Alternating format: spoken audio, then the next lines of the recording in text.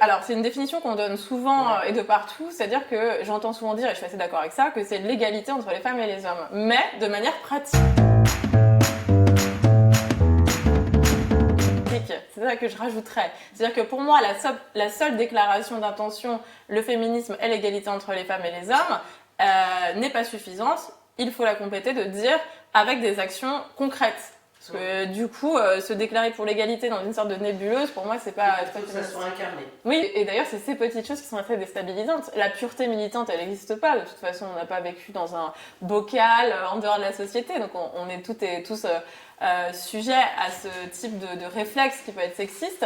Et je pense qu'être féministe, concrètement, c'est s'interroger sur le lien entre ce qui nous semble sexiste et anodin et puis du coup les violences systémiques dans les statistiques et se dire comment est-ce que à notre échelle on peut arriver à se sortir de ça et à sortir aussi la société de ça, que c'est être féministe, c'est à la fois effectivement une politique sociétale bien sûr des dirigeants, mais c'est aussi des actions quotidiennes de remise en question qui font pas forcément plaisir.